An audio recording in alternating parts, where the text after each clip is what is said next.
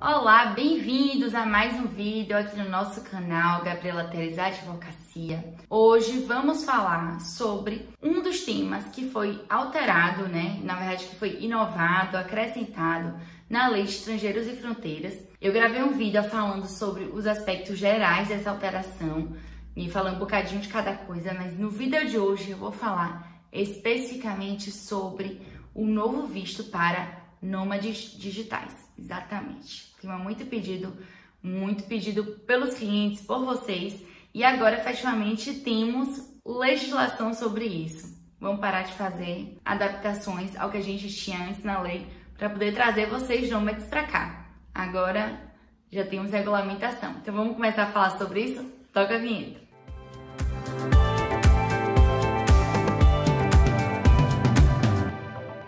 Se você ainda não me conhece, eu me chamo Gabriela Teres, eu sou advogada de imigração e de empresas aqui em Portugal. E aí, como eu disse antes, vamos falar hoje sobre o visto de nômades digitais. Vou começar falando como é que a gente fazia antes, para vocês terem uma ideia da rebolada que a gente tinha que dar e que não atendia todo mundo para poder trazer vocês nômades digitais para cá. Portugal, ao contrário de alguns países da Europa e alguns países do mundo, na verdade, poucos países da Europa têm visto de nômade digital. Mas assim, alguns outros países do mundo têm.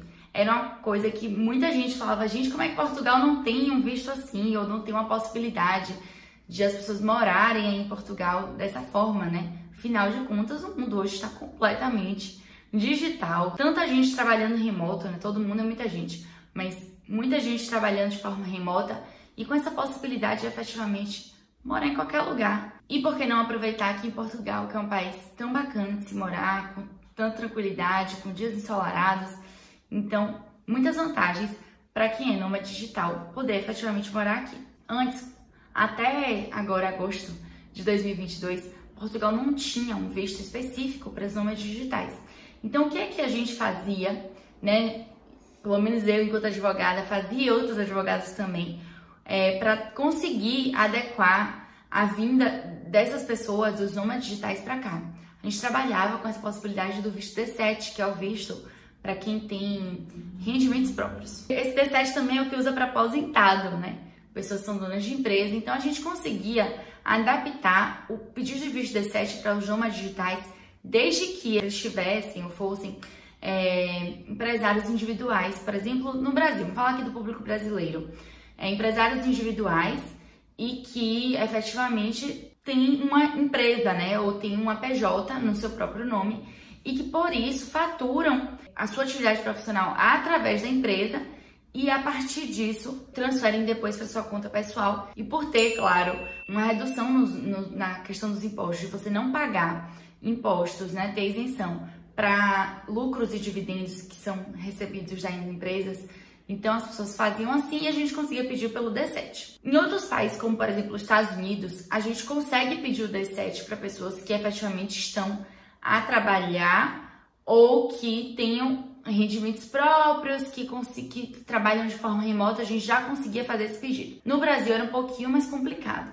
Então, em alguns casos, mesmo você tendo uma PJ, acontecia desse visto ele ser negado. Porque o valor não era tão alto, não ficava ali muito claro que efetivamente era porque você era sócio de empresa. Às vezes funcionava, às vezes não funcionava.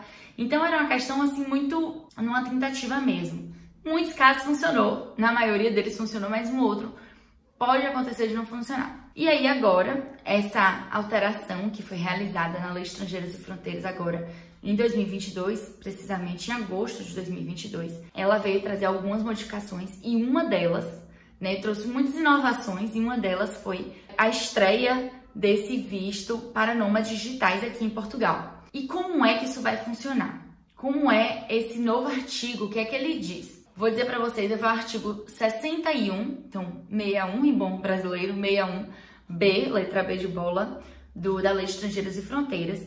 E aí, o que é que ele traz? Se uma pessoa ela tiver um vínculo laboral com uma entidade ou uma pessoa física, pode ser até pessoa física, estrangeira, situada no estrangeiro. Então, você tem que trabalhar para uma empresa que seja estrangeira. Então, você pode ser brasileiro e trabalhar para os Estados Unidos, pode ser brasileiro e trabalhar para a China, Ou ser, por exemplo, até um americano e trabalhar para uma empresa australiana, ou mesmo aqui na Europa, enfim, que não seja aqui em Portugal. Ou seja, você é estrangeiro que trabalha no estrangeiro, e aí pode ser até um brasileiro que trabalha para o próprio Brasil, isso também está contemplado, né? Fazendo a prova desse vínculo, então esse vínculo laboral ou de prestação de serviços, então esse trabalho ele pode ser ou dependente, ou seja, um contrato de trabalho, ou um contrato de prestação de serviço, atuação independente, né? Não importa como seja, pode ser inclusive se você tendo uma empresa, mas você trabalha prestando serviços, você provando esse vínculo de prestação de serviços com uma empresa que seja estrangeira, ou seja, não seja portuguesa, você vai poder fazer a solicitação do seu visto de nômade digital. É um visto que vai ter também validade de 120 dias para você entrar aqui em Portugal, fazer a solicitação da sua autorização de residência, e aqui em Portugal você vai poder residir tranquilamente como uma pessoa qualquer que resida aqui, não é? Um estrangeiro que reside aqui em Portugal. Então, é uma inovação que Portugal trouxe para movimentar a economia, né? Ele vem junto com outras mudanças que foram feitas na lei e que estão sendo feitas na economia do país, de modo a atrair mais estrangeiros. No final das contas, atrair moeda, dinheiro de fora para aqui para Portugal, não necessariamente produzido aqui em Portugal, mas que vai circular aqui no país, não é? Então, é no intuito mesmo de movimentar a economia. Acho que já era tempo mesmo de algo assim. Então, agora vai ficar mais fácil para você, que é nômade digital, poder fazer a solicitação do seu visto. E aí, como é que vai ser feita essa solicitação?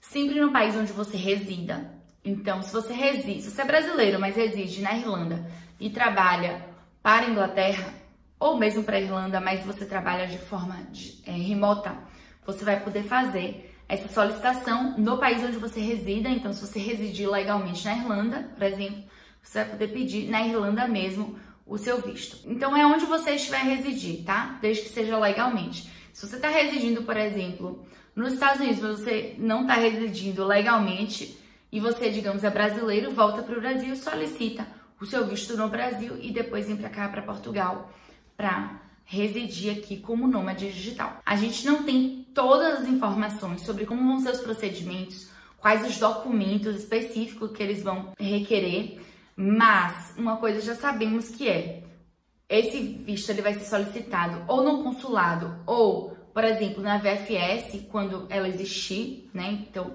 Portugal tem esse contrato, a VFS é uma empresa intermediária de vistos que existe no mundo todo para vários países, né, para tramitar vistos de vários países. E Portugal também contrata a VFS em alguns dos países onde está, onde tem representação consular. E aí, se for o caso, vai ser ou na VFS ou no consulado do país onde você resida, isso com certeza. Outra informação importante, você vai ter que comprovar esses vínculos de prestação de serviço ou de trabalho com uma empresa estrangeira, ou seja, uma empresa não portuguesa, ou com uma pessoa também não portuguesa. Esse trabalho tem que ser remoto, obviamente, ou seja, não pode ter a obrigação de estar presencialmente para realizar esse trabalho. Vai ter também que comprovar meios de subsistência.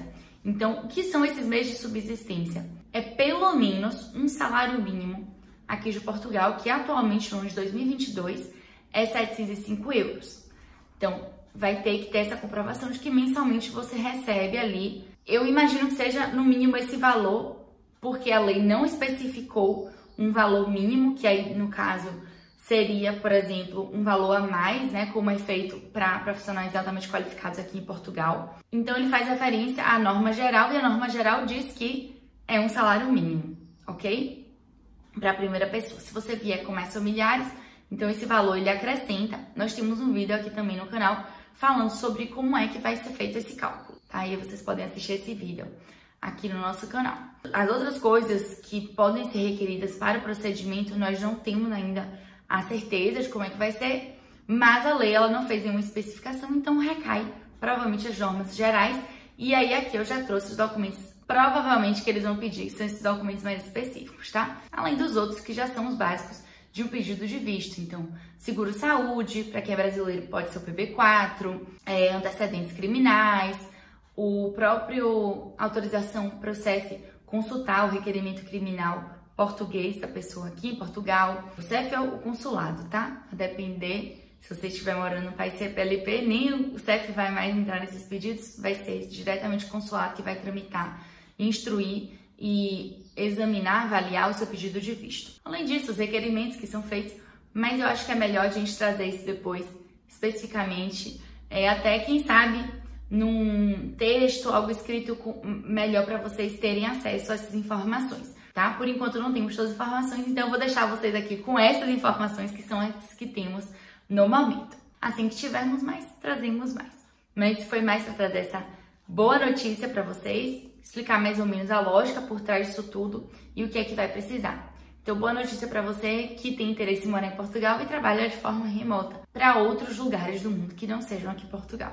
Se for para aqui para Portugal e você trabalhar de forma remota, provavelmente você é um profissional altamente qualificado e aí você pode pedir então um visto para profissional altamente qualificado aqui em Portugal, tá bom? Era isso. Deixem aqui nos comentários dúvidas que vocês tenham. Até breve!